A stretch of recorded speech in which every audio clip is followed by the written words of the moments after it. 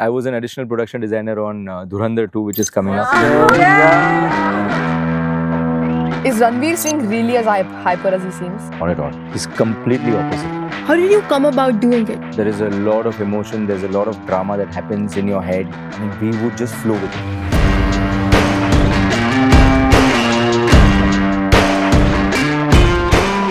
But do you think there could ever be a way we could get sustainability into the film industry? It's impossible. You did production design for a film called Dear Zindagi. Big fans. Big fans. It's a massive film, like it's done so well. From the filmmaking perspective, it is quite a film. I recently watched a video of you. What? Like Ranveer Singh's body double. What are you guys asking, really? Oops. We were doing stunts. So in stunts, you have body double. I'm ready to take the compliment. The work at Mahashivaratri is very different from what I work outside. How is it managing this humongous set? The business is show business. So you have to stand out at some point of time.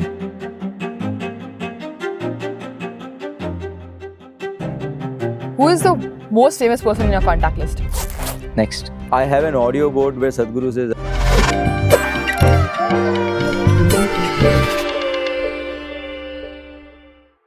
It's 9 p.m. in the evening. Our guest today hasn't slept much for the last week. In a few days, millions of people here and across the globe will see this set in its full glory. By the 15th night, this will no longer be a set. It will be Mahashivaratri, which is one of the largest televised events in the world. Namaskaram, everyone, and welcome to the latest episode of the Isha Vibes Podcast. We are your Isha Homeschool student hosts. I'm Parvini. And I'm Ira. And we are here on the actual Mahashivaratri stage in front of the majestic and awe-inspiring Adiyogi. Our guest today is an acclaimed productions designer in Bollywood and a celebrity interior designer based in Mumbai. He has completed about 14 feature films and roughly about 2,200 sets in his career spanning 17 years, with 480 TV commercials, and now learning scenography with setting up the stage for Isha Mahashivaratri for the last 4 years. Welcome our guest, Rupin Suchak. Namaskaram, everyone. And now we are so thrilled to have you. I'm a little scared. But we can't wait to get the podcast. I'm very scared just the way you guys are speaking. It's amazing. Oh my God, I feel like I'm sitting in some news anchor office. Normally it's a set, but yeah. Anna, thank you so much for bringing this set alive for us, like this part for today. So, burning question on everybody's minds and especially ours and our teams. What's the theme for this year? Oh my God, even I don't know the theme for this year. I think we guys have picked a lot of clues from the kind of reels that our teams have been posting at Isha. I think you guys are way smarter than we are to sort of understand the theme of this year. But it's fluidic, it flows. These are the kind of epithets which have come out from the reels. It is basically something that has laid foundation for Bharat. They are also regarded as the land of 7 rivers. We are talking about the main river here is River Ganga. And this was a theme which was given to us by Sadhguru. So here it is. Right. Oh, that's so cool. Yeah. And that's actually really cool because I joined the school 3 years ago and you've been designing sets since 4 years. Like, this is your 4th time designing. So I've only seen your sets. So I didn't know what it was before. And I have to say it was awesome, especially I last was year. there before. Yeah, you don't really need a set. But yes, you're just trying to amp up his glory and put together things that sort of come in line with the number of people viewing this event and the staggering scale that we are talking about. The numbers that you guys just mentioned, they're just mind-boggling. See, so many people enjoy this event across the world, isn't it? And the set already looks so good. I cannot imagine how it's going to look on the actual night. What do you see in the set that you like so much? This thing behind over here, I love the structure. It's the first thing that caught my eye. It's amazing. And the details, I love it so much that I can go on and on. So lovely. So I wanted to know, how are you feeling right now? Like, how much is completed? Do you have any nerves? Yeah, honestly, I don't feel much when we create sets. I feel it when I'm designing, not when I'm executing, not when we dismantle things. So on the table, when we design, there is a lot of emotion. There's a lot of drama that happens in your head. We come up with things. This, I believe, is roughly about 4th design, which has come into play. You create, you take it off, you create, you take it off. And eventually, this is what happened. And when we create sets for Mahashivaratri, everything has to be presented through a panel and through a channel of process there is. And it goes to Sadhguru for approval. And we need his nod. So on the topic of Mahashivaratri, you also mentioned the scale of the event. Yeah. But what would you like to tell the people about the scale? Like, how is it managing this humongous set? The work at Mahashivaratri is very different from what I work outside. We truly don't manage things here. I honestly feel that, and it is. I mean, there is for a 20% of this scale, there is much more management required outside, and a lot of play happens. But here, there is a different spirit. There's a different energy that flows within people. There is a lot of offering. There's a lot of devotion that goes on with people, and I think that sets the tone really well. Uh, because everything comes from the heart for whatever we do for Sadhguru. So it's not like there's no compromise from anybody's point of view when you're working on whichever environment. I mean, in whichever department. There could be a few lags here and there. There are like teams coming from Mumbai to work here. Right. So you would, I mean, you can identify and tell that these are non-Ishaites or non-meditators, and these are meditators who are doing the job. So that's the only difference which I see in terms of the management. That becomes a little cumbersome for us to sort of handle. But other than that, it's phenomenal. It's just, I mean, there is a lot of management, but it comes with play. So you just enjoy, go with the flow. There's no stress. I mean, we are at, I could say 70% of our setup. Oh. And 30% more to go. We are still adding the details, but they'll go on and on and on. So, yeah. When you mentioned sets and when you mentioned teams, different teams that come from Mumbai and everywhere, does that make a very big difference, or is it just that the work ethic? See, in any scenario, if you are creating something at this scale and this magnitude, you need to have a professional skill set attached to it. Or at least you need to have professional people who are trained to do that within the ashram. That's something that happens over the period of time. It's not that we don't have. We have some phenomenal people on lights, in doing the structural work, in direction. It's really, really good. So, I mean, the kind of people and the kind of talent we have is phenomenal, because they also at some point were professionals, and they've sort of come together now as Ishaites, and they're working together. So I think, I mean, it makes a difference for me personally to collaborate with a non-meditator here. The aspect of, the space matters. Space, as well as, something that we call as an offering, is not understood by many people very easily. So it's very important for us to sort of level ourselves down to their frequency and work along. Correct. I think that's the rhythm that we have to find, and we do it all the time. That's completely all right. But yeah, there is a little bit of friction. Yeah. And you've also done this quite a few many times. This is your fourth time doing it, fourth consecutive yes. time. Yeah. How did you come about doing it? Did someone approach you? Did you approach Isha? Did you know about Sadhguru before? There is no logic attached to any of this, but it's fun. I mean, it's grace by which I happen to be here. 5 Mahashivaratris back, I came here for a program, and they were setting up the stage, and I was sitting out there. I was sitting right there on the last step behind the Yogeshwar Linga, and I was just watching people going crazy here. The scale was in line with the production that time. It was not this kind of scale, but it was something which was restricted to 2 sides of the stage. That was happening. I saw the kind of effort they were making for something of that scale, which came as a surprise to me, because I mean, we would just flow with it. Right. In our professional scenario, I was with the process for some time, and then just looked at Yogeshwara Linga. I was just sitting with him. There were chants happening. There were things happening. I looked at him and I was like, if there is anything that I can offer, make me a part of this. And there started the whole, beauty of manifestation, where things just happen on its own. And next I see is myself being a part of designing the main stage next year, which doesn't happen otherwise. Yeah.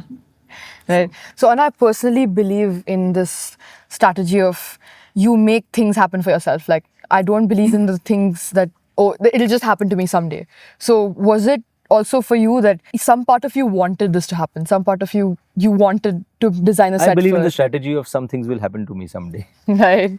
Like I said, there is no logic to a lot of things that I go by. Yeah, it's all magic. Yeah. It's all magical, literally. So I think I flow by that thought in my head, and I see a lot of us going with the same attitude and flow here, which is amazing. So I think that's the strategy here.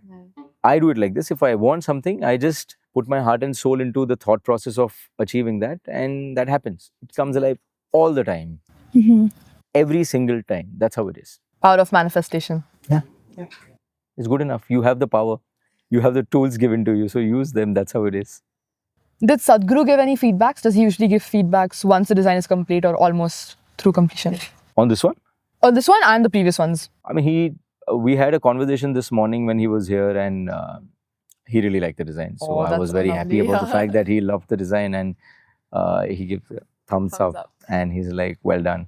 Any funny stories with Sadhguru and his comments or feedbacks? Or Yeah, out of the blue, he'll be talking about something completely different, not from here, not from this space, and no such funny stories there. You don't really, I mean, I don't resonate with him at that level where, yeah, so no funny stories, but his wit is something that we all know about, Right, and correct. I think he cracks that very often when we are here. Yeah, at Kailash, which we did last time, and the first time we were revealing it to him, he came and is like, "Where the snow?" There is no snow. So I said, "Sadhguru, you sit, snow will happen." So he started laughing.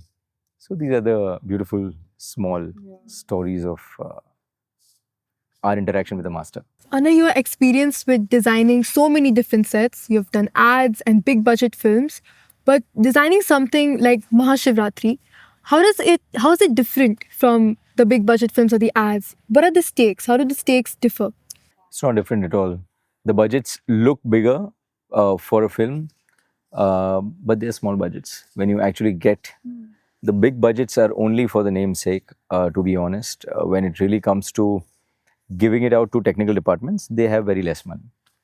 So we minimize, but we maximize on the creative aspect of it and things, which is great. for for Mahashivaratri, delivering an impactful ambience to the audience is the main part because it's such a huge event.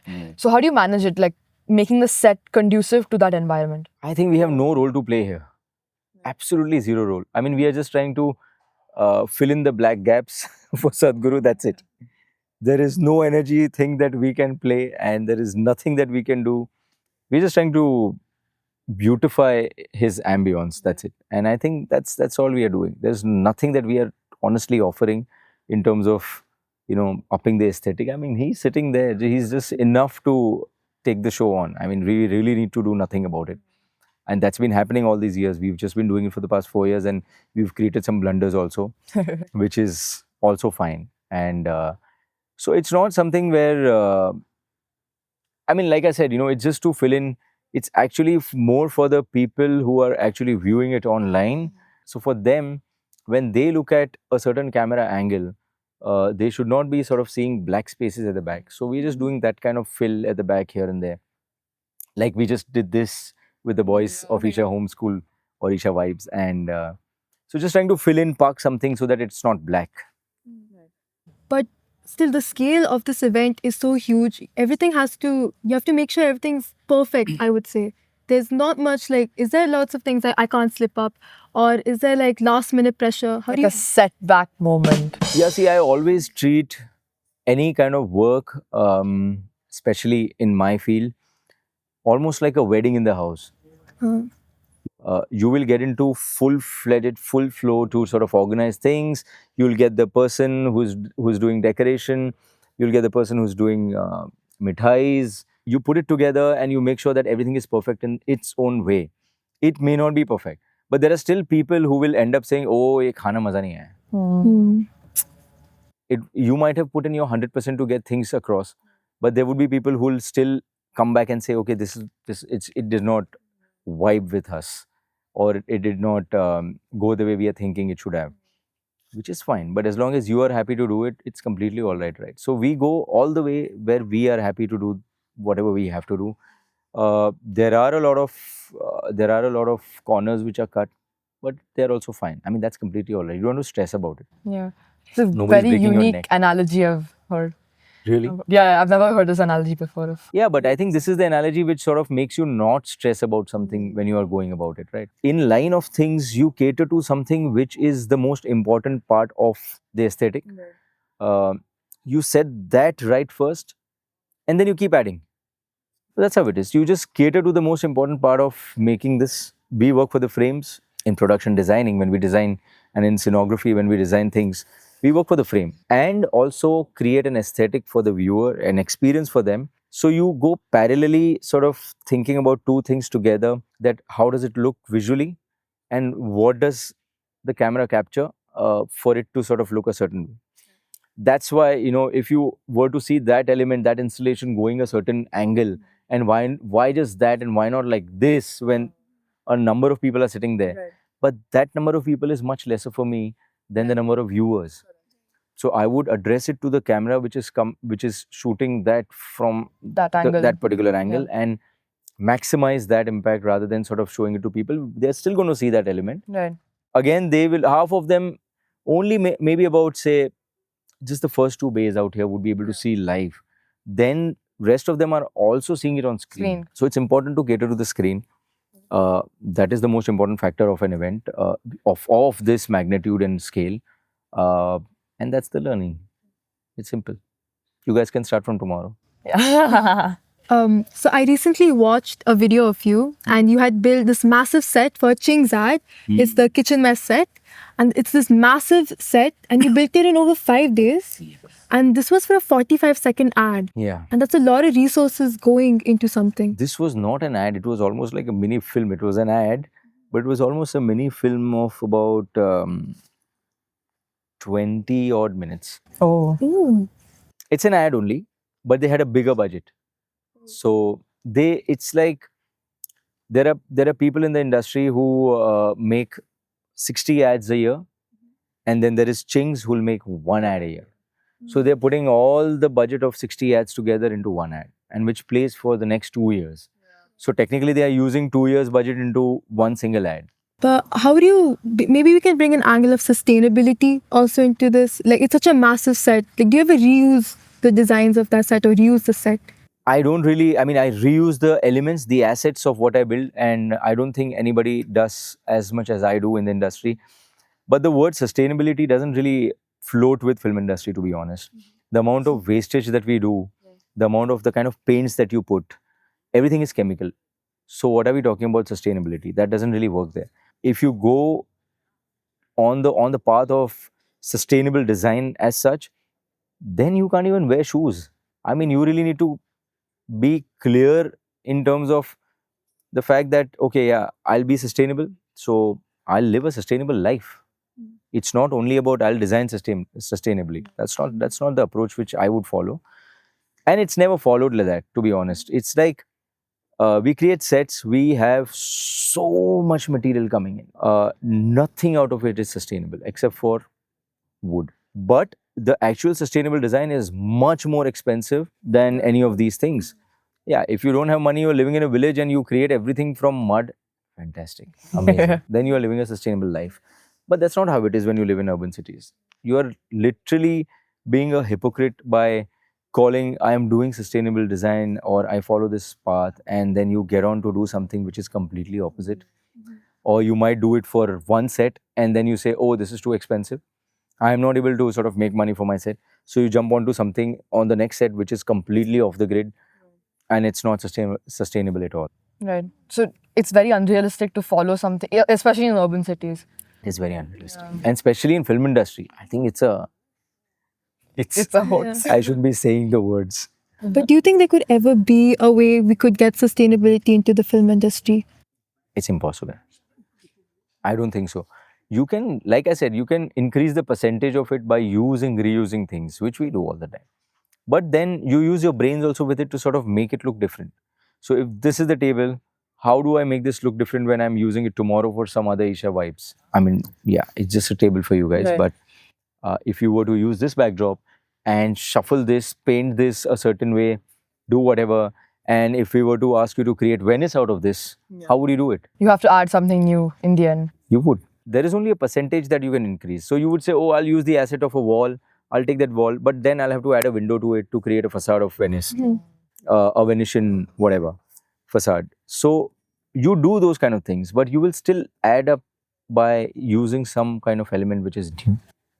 Right. So in your face reality of film industry and every other industry, not just film industry, for that matter, when it comes to interiors, also it's the same thing. Now, on the subject of your designs, I've seen a lot of your interior designs, and I've noticed you use specific shades and colors. So you've used a lot of blues, yellows, reds, and in many of your designs, I've noticed arched doorways. That's very, relevant, I see, in your designs. So I wanted to ask that, do you have a signature theme or a specific design that you incorporate? No, I just want to make money, yaar. I want to be different from people. That's all. So people everywhere in the world, all these years, whichever home you'll go to, you'll end up seeing a rectangular frame, right? Yeah. Right. You never question that. No. All the homes, out of 100 homes you go, you'll see at least 90 homes will have a rectangular frame. You never question that. So this is just one part of standing out, and people will be like, oh yeah, this is Rupin's work. He's unique. Ah. So that's how they call me to work, and I'm just kidding. Oh. No, I'm not kidding. But it's a fact where it just the business is show business. So you have to stand out at some point of time, guys. Okay. You guys are the next generation, and maybe few of you might jump into this field, design field. It's very important for you to stand out with your designs. If your heart is in the right space and you design well, and if you stand out with your own style is very, very important.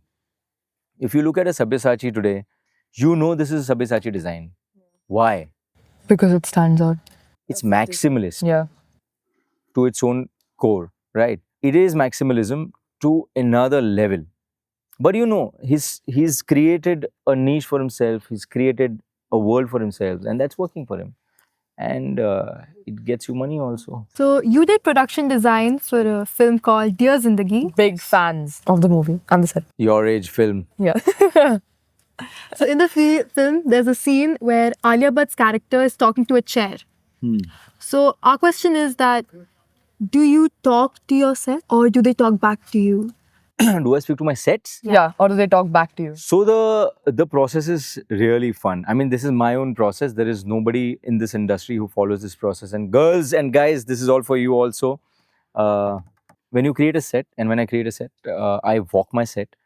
I shun everybody out. It's a completely empty set I go to, and I read my scenes. They're not my scenes, but as a production designer, you are supposed to actually create a character. Now, till the time I become the character, I cannot create the character. You understand? Right. So I really need to. So you act read them this- out? I have to act them out. Oh, awesome. I have to act, and if I see and I sit and I'll be like, okay, I know the cameras. Or for a film, the cameras are never fixed. Like for a podcast, you have 3 cameras fixed Right. here. You don't have that for a film. Film is more open. It's more creative. Or otherwise, you have low budget directors who will say, boss, this just create an L wall, and they'll say, okay, we are super smart, we'll be able to finish this and this. But that's not the criteria. You really need to explore. You feel the vibe. You go into the space. You read the scenes. You look at the character, and you say, okay, yeah, this is what it is. We'll sit here.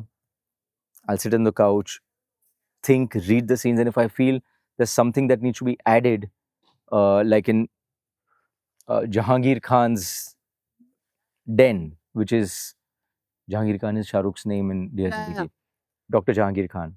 The therapist session. What is the girl's name? Arya.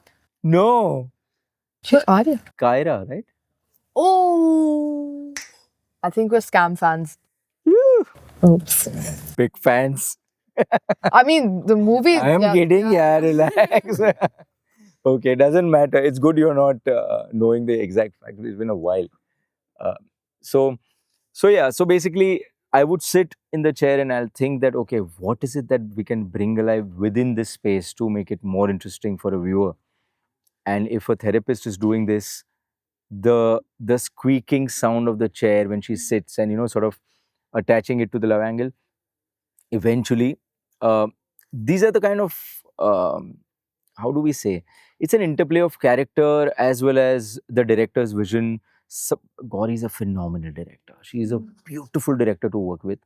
uh, like the way she laces things, the way she just creates emotions with the characters, it's brilliant. So she was actually the one who said that, Rupin, we need to sort of brainstorm and figure out ways to sort of play with chairs here. And that's how the chair thing happened. My idea was, if you remember, there was a metallic soldier which was Yeah. there. And each time what happened, I don't clearly remember. It was back in 10 years back, guys, 2016. But somewhere it was almost like whenever Dr. Jahangir Khan had a crush on somebody, which was obviously that, it's not overlaid like that in the film, but he ends up like that thing ends up falling. So it Ooh. denotes that if you observe the film properly. So that falls, so it disintegrates and it falls.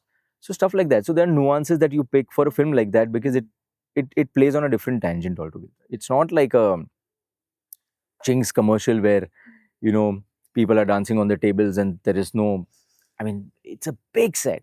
But that set was not even like, it was maybe from here to about this Namami Gange is written. It was a fairly small room, but it was a super tight, cozy space with a lot of detail, minute detailing, which you would find in a therapist's room. So that is something, and those were my early learning years. I goofed up a lot, learned a lot from senior directors, learned and then sort of executed. That's how it was. So you talked about the small soldier. Do you also have a role to play in how those tiny details work out, or it's the directors? You have to follow. I mean, it I have to the been trained T. to do all that, so we do it. Animatronics is a subject that we have back in the days when I used to work with my boss, Mr. Sabu Cyril, uh, who is India's #1 production designer. Um, we have learned a lot of animatronics, working with wires, working with things, making things work. I think that's the fun. You design and you create. Now it's like, if I tell you, what do I tell you? If I say create a bicycle, and if you guys just go and get a bicycle and put it here, there's no joy in it. I mean, as an artist, there's no joy in it. It could be fine for you guys to get it. There are people who'd go and get it. But there, even if you look at Dear Zindagi's poster, those bicycles were created by me. I made those bicycles where Alia and these guys, even the shades which were there, have been created by me in like 4 hours when we were sitting with spare parts and cycle and all the cycle art and stuff, because she used to like, he used to love cycles. I Yeah, remember. he used to repair them in Yeah. the So he had a garage. So he created those kind of things to gift her, and she's wearing that. He's also wearing it. The bicycles are of a certain design and the style which is there. But yeah, that's what sort of filmmaking is also about. I mean, it is mainly about creating dreams. People, you don't see those cycles on the road. So you create them and then people create it, and that's how a culture begins. We may or may not have Strictly for research purposes. stalked your Instagram. That's completely Right. all right. No, because we don't have access to Instagram. So we just Ooh, use Swami's someone's phone. Yeah. And we've seen a lot of your projects and they're phenomenal, absolutely lovely. But can you tell us something that we should be looking forward to? Some projects that new upcoming, except for Mahashivaratri, obviously. I mean, I don't know if you should be literally looking forward to it, but I just did I was an additional production designer on Dhurandhar 2, which is coming up. Awesome. So, yeah. So, wow. I don't know, Swami, if they should be looking forward to it or not. But I didn't see the yeah, it was, from the filmmaking perspective, it is quite a film, and it is quite something to be doing, honestly. And by grace, we had it. We had got an opportunity to be a part of it, and Yeah, it's a massive film. Like, it's done so well. yeah, it's a big film. Did you work on the first film as well, or just the second? No, I didn't. I couldn't. I was doing another film called Dawn, Dawn 3, which has been pushed now. So it has been pushed and pushed and pushed. So Oh. yeah. So we've invested a lot of time on that, and because of that, we could not I could not commit to this one. But yeah, hopefully. You worked on Dhurandhar, Anna. We wanted to say that one of our seniors is the actress in the movie. Her name's Sara Arjun. I'm aware of it. And it's really cool because we all watched her film. It so happened on the sets of Dhurandhar, I created just a week back. I created this long lane of Pakistan, and there was an Iyengar bakery there. Okay, and I love the Iyengar bakery Yeah, cakes. So I just went and I was like, yeah. So I went on, and he just turned out like a hot plate of the vanilla flavor Iyengar bakery cake. So I took it over and I was eating, and this girl comes and she's like, "You're a body double, right?" And I was just looking at her, I was like, okay, because we were doing stunts. So in stunts, you have body doubles Yeah. because the main actor usually does not do stunts. So she said that you're the body double, right? I was like, off. So she's like, Ranveer Singh. Like, I'm not. Firstly, I can't do stunts and I love my job. So that's how it is. Is that a compliment though? Like What? Ranveer Singh's body double? Is that a... I mean, you call me his body double. I'm ready to take the compliment. I want the open. What is the most powerful thing you can share about volunteering at Isha? Everything is powerful here. It's just an example. There is this lady, and I don't clearly remember the number of years she's been working with Isha for. She sits every Mahashivaratri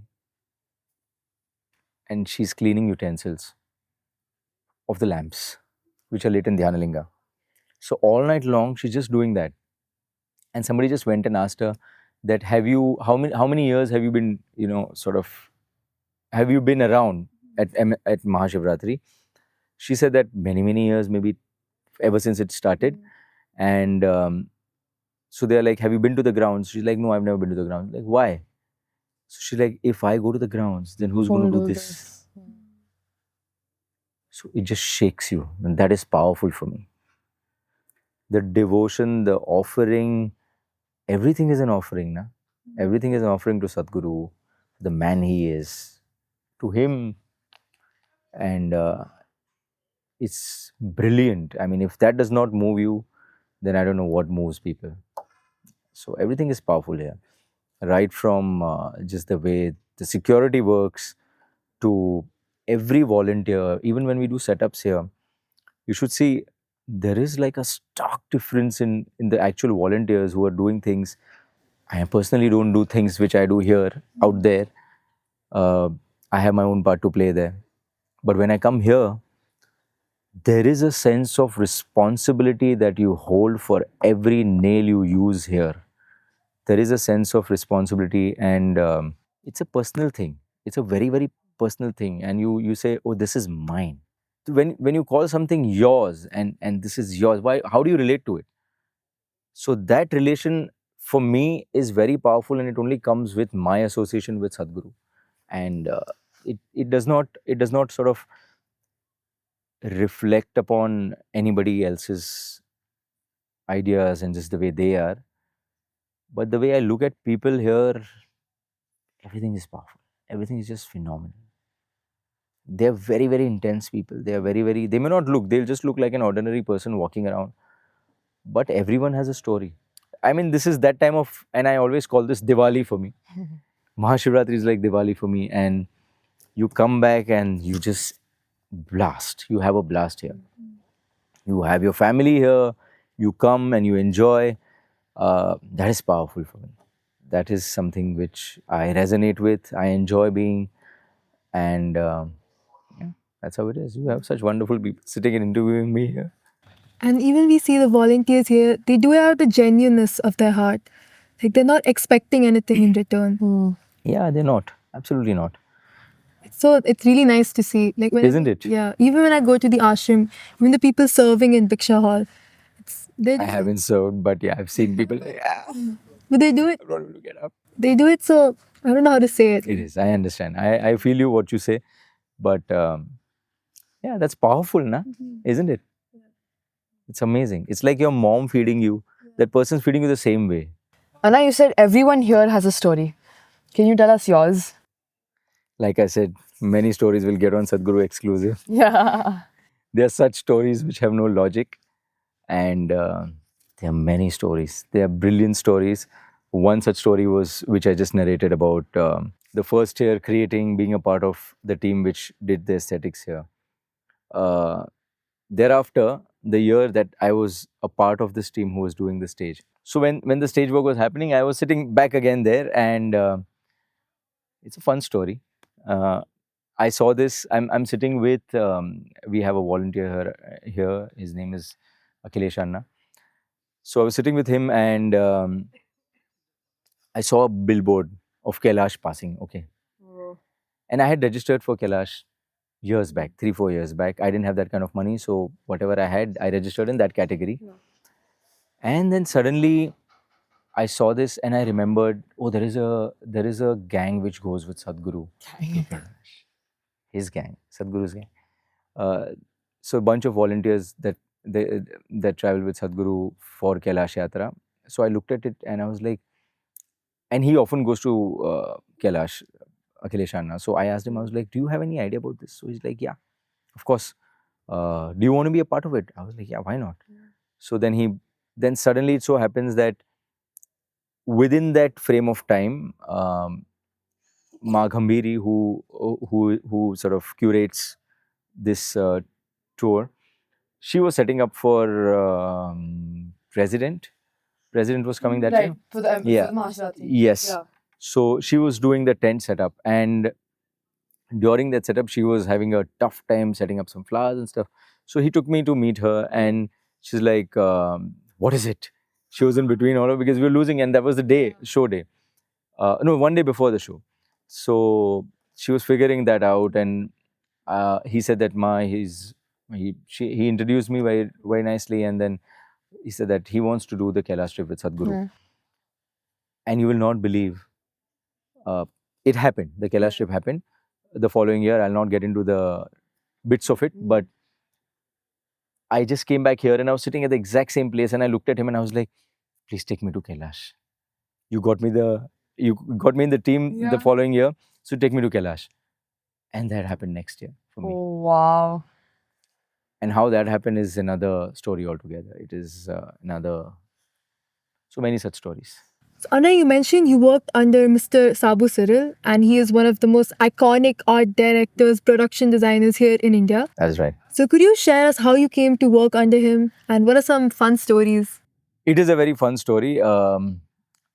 So my best friend, she was interning with Shyam Benegal that time, and he is a phenomenal filmmaker. So she was interning, and I, at that time I had a small studio in Delhi where I graduated, and I had a very small setup of graphic design studio, and I used to work and make my living. And then it so happened that she came back and she's like, this is your kind of work, like this is everything that happens in design.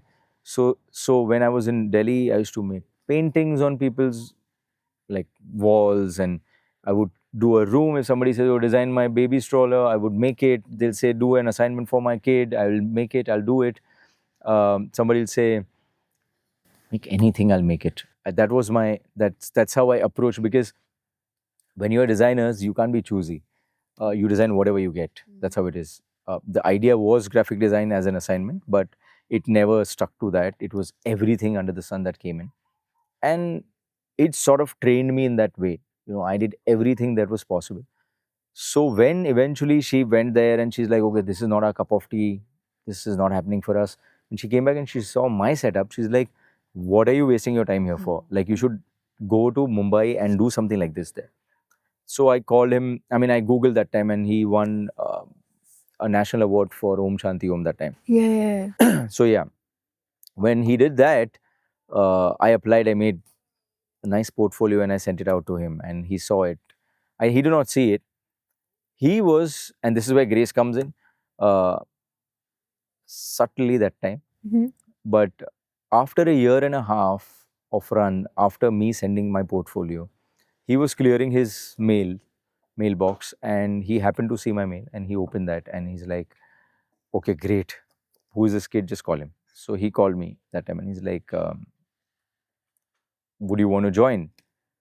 And they were starting this film called RA1, Ravan. Yeah. Yeah, Random Access 1. and with Shah Rukh Khan. So I said, I was elated. I was like, yeah, why not? 100%.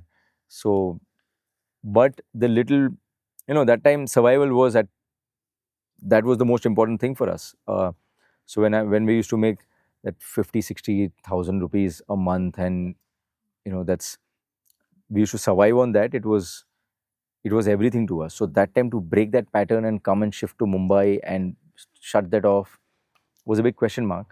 But then leap of faith, you take that. I took that. And he said that there is no second chance. I mean, if you say no to me right now, there's going to be somebody else who's going to take that space.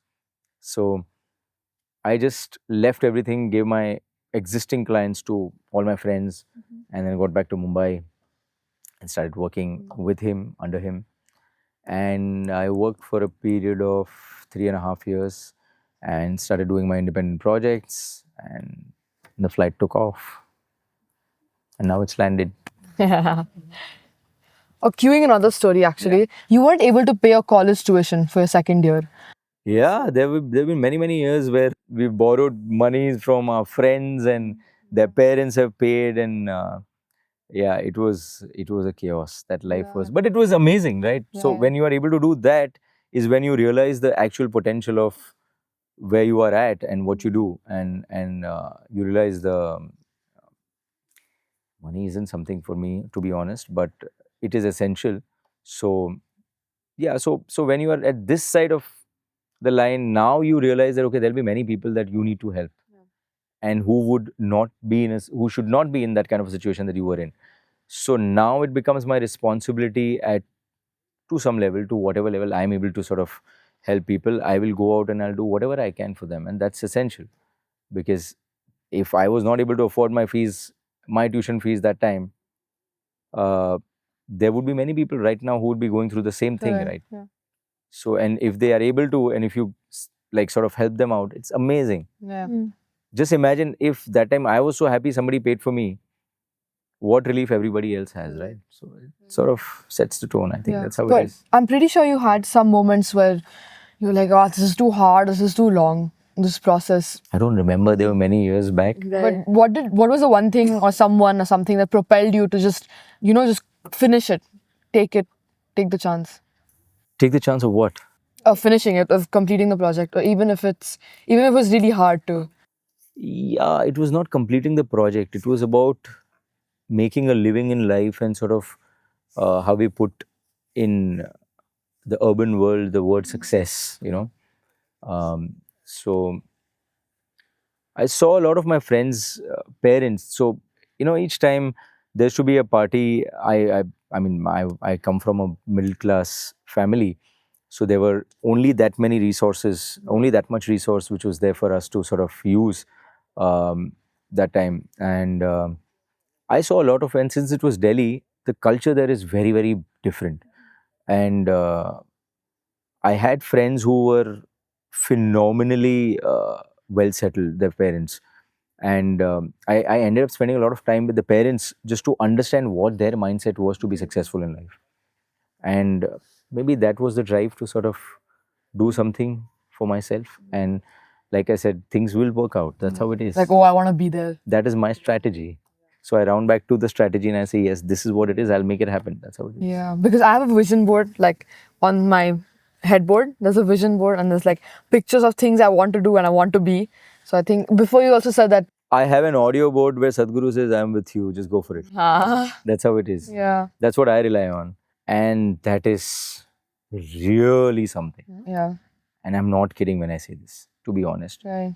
I don't care about who thinks whatever, doesn't matter. It works for me. And people question me now and they'll be like, how does this happen to you? I said, it happens to me. What works, what works. That works. 100% it works. It's amazing. It works for you guys also. Just try it out. Mumbai is also called Maya Nagri. You live and work in Mumbai in an illusion almost. So how do you still maintain your connect with spirituality? Mumbai is Maya Nagari. That is one thing. Spirituality is another thing. I've got nothing to do with the Maya Nagari. I just stay there. I work. I have a family there. I make money. I have friends. But the most important part is if you're touched by what we have at Isha here. So yeah, this has touched me far more than what Mumbai has. There is absolutely no mention there. Uh, so it becomes, if you love something, then you don't think too much about it, right? So I don't think too much about it, and this is the most important aspect of my life. I resonate with it. That's how it is. So I want to be a part of this, and I will do this. So this becomes my priority. So when you prioritize something over something that is very materialistic, Superficial. it just doesn't stand. Right. Doesn't stand. So I think that's where I am able to, and I'm also, I mean, my mother was like this. I'm wired like this also, that if you get in touch with something wholeheartedly, then you just jump into it. You don't think too much, don't analyze, and don't make khichdi out of it. Leave it all aside, just jump. That's it. It will yield. That's how it is. Yeah, just do it. Also, on the topic of cities, it's very common as artists. The city you stay in, like it helps in your creativity a lot. So, for example, you stay in Mumbai, and in Mumbai you have, or for example, the Victorian buildings from the British times. That can impact your creativity as an artist. Like, for example, you're in Hyderabad, so you might be inspired by the Charminar, or you're abroad, maybe you're in Prague, so you're inspired by the old buildings. So how do you think the city you live in impacts your art or the set designs? I mean, it doesn't really impact, to be honest. I mean, in my field today, I have to cater to anything and everything that is demanded. There is, and specifically right now at the given stage of developments and things going, the city going crazy. I mean, only if you get chance to sort of save your spine, you're going to think about design in Mumbai, because the city is under development, like thoroughly.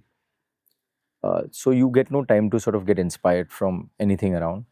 I get heavily inspired when I come here, with the aesthetic, with the kind of energy there is. Yeah. So sort of this inspires me to do something. I sit, think, create something here. So for me, it is very subjective. If there is a requirement for me to create a surface of moon which I've never been on, I'll create it. That's how it is. If there is something that requires for me to create Europe, I'm going to create it. That's how it is. It's simple as that. My inspiration generally in life, I love things which are from the nature, but of course they are tattered at the level of clients. They start with the word nature, and by the time we reach, it's a disaster. But that's how it is. It does not really have a direct impact in terms of inspiring, until unless, yeah, there are some locations around the world which are phenomenal. You go there and you say, oh yeah, I want to spend some more time here, and this is going to change the way I think. You know, there are many such places which you would take a pause, relax, think about it, and you create. That's how it is. So, Anna, we heard you just became a father. Congratulations, Anna. I bet your baby has the most amazing nursery ever. Not yet, but soon. Oh, we were just going to ask you to show some. No, she has the most amazing nursery space, but I was very short on time. So as soon as this gets over, nursery is the next big project. no, not at all. It's going to take some time. By the time she grows up, I'm going to do it. Oh. So I'm going to take my own time to sort of create it and not just get We were just into- going to ask you to. It's show not a us some project. pictures. It can't be a project. Yeah. It can't be a project, right? So it has to slowly develop, and it's like a temple, yeah. Should be like that. So a couple of years ago, I actually did an a cappella workshop with your very talented wife, Asudha Sharma. And it was absolutely amazing. The experience was beautiful. And we actually performed on Independence Day. And I think you were there. I was there. Yeah, you were there. So could you tell us how you met? How I met Vasu? Yes. Oh, wow. Things are very, very magical in my life, and they have always been that. I was actually a friend, a very close friend of mine. She got married, and she got married to a Surd in Mumbai. That's very rare. So she came here in Mumbai, and I couldn't attend their wedding, and because of which they said that, okay, let's take you. I said, let's take you out to dinner. Yeah. So we went to dinner at one of the restaurants, and where my wife Vasudha was performing that night, and it so happened that Suneha, who's my friend, Vasudha was from the same school that Suneha went to, and they used to call her the nightingale of the school. So she's like, "Oh, that is her, from our school." I was like, "Oh, wow, she's really good." Like the fusion music that time she that she is used very to play was really phenomenal. So I said, "यार introduce करा दे." And introduce करा दिया, बस खत्म हो गया. And then we forgot about each other. Everything finished. So cute. That's how it was. And then my movie released, and some articles came out, and she gave me some bhav, and that's how life started. We also heard you released a single called Sang Tere with your wife. I don't release anything. I'm forced to be a part of it. Oh, so did Akka train you for it? Yes. I mean, I sing aloud in my bathroom and almost chants and everything. That's the only thing there is. Even if you open my phone, it's all about sounds of Isha. I love them. There is nothing better to hear, to be honest. She roped me into it and she's like, go for it. Was it Sing. really gruesome at the training? Not so much. She's very sweet, yeah. Moving on to our signature Isha Vibes Rapid Fire. Quick questions, Short answers. and no overthinking. Woohoo! Anna, what is the most favorite sets amongst the ones you've designed? A set from Dear Zindagi where, I mean, it's a song set. Tareefon se nahi manne wali janne wali something. Yeah, it's a beautiful song. I mean, it's a beautiful set. Huh? Have you ever skipped an ad you did the set design for? Many times. Many times. Yeah. Wes Anderson style or Zaha Hadid? We did I'm our the research. baby. Yeah. I'm the baby. Both the styles. I can't. Sets for ads or films? Films. Plan for everything or go with the flow? Go with the flow. Cats or dogs? Both. Do you have a favorite amongst all your pets? He has 9 cats and 3 dogs. Yes, I have 2 favorites. It's okay. Can you name them? Yes, one is Mowgli, who's the cat, and one is Pluto, who's the dog. Whoa. You have 5 seconds to name all 12 pets. I can name all of them. 1, 2, 3, 4. I'm just. Mowgli, Pluto, 5, 6, 7, No, 8. so there's Mowgli, there's Chili, there is Ninja, there is Carrot Pass, then there is Imli, Kaju. Lots of food items. Kaju, and then Mao, and then 2 more. Very irritating they are. So they are gone now. So they've gone out of the house to play. Anyways, then there's Pluto, Mars, and Coco. So Wow. 5 seconds got over 30 seconds ago. Too many cats. Yeah. What's more tiring, sleepless nights as a dad or a sleepless nights as a set designer? Neither. We survive on sleepless nights. Dhyanalinga or Linga Bhairavi temple? It's the same. What are you guys asking, really? You can't be asking me these What's questions. your favorite? No, Devi is my favorite for sure, but Okay, so Devi Temple. no, but she's pushed me to the other side. So, First, so Devi Temple. what? But Devi Temple first because it was. In terms of the aesthetics, Yeah, I mean. aesthetics, hands down, Devi Temple. Favorite sounds of Isha song? Parvati, I don't know the Sanskrit name of the second half of it, Punch something.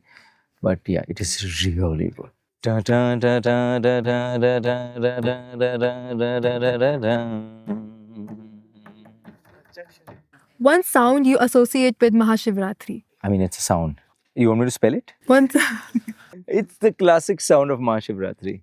The tune of Mahashivaratri. It's the chorus which has been designed. Oh. That's the only sound I associate, guys. Yeah. Gujarati food or Maharashtrian food? Rati. guitar or piano? Yeah. Who is the most famous person in your contact list? I have all the famous people on my contact Like, list. but out of them, the Most famous. You name the famous person of India. Sadhguru. Next. Is Ranveer Singh really as hyper as he seems? Not at all. He's completely opposite. Whoa. Name one celebrity with whom you would go on a vacation with. I mean, it would be Sadhguru, but he will not come on a vacation. Who is more exhausting to work with, the celebrity or the people around them? The people around them. Is there anyone in Bollywood that you would just refuse to work with? Yes or no? Many people. I don't work with them. Yeah. Have you ever done the ta na na na na na na na to your wife? Man. She's the singer. She has to do it. But you do the gesture. Like. No, why?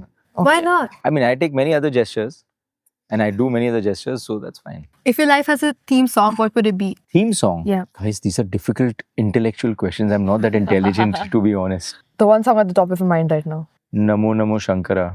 Okay. That's the only song which is Would be playing. Mission Impossible, like when you're designing. You'd be like, Dun, dun. That's Pirates of the Caribbean. oh, Yeah. what's the Mission Impossible? Brillianto. Final question. Yeah. Will your child be attending Isha Homeschool in a few years? By all means. Expect the greatest artist to come to school. Has she been given the admission? Let's see. Okay, ma'am. You have high standards. All right. Yeah. Thank you so much, Anna, for this wonderful conversation and taking the time out of your hectic schedule to be with us and have this conversation. Thank you very much for having me on the show, guys. And it's lovely. You guys are wonderful. Your campus is wonderful. Isha is wonderful. Thank you so much. Anna. And Isha's vibing, guys. Well done. For the viewers, by the time you've seen this episode, you must have already been part of Isha's Mahashivaratri.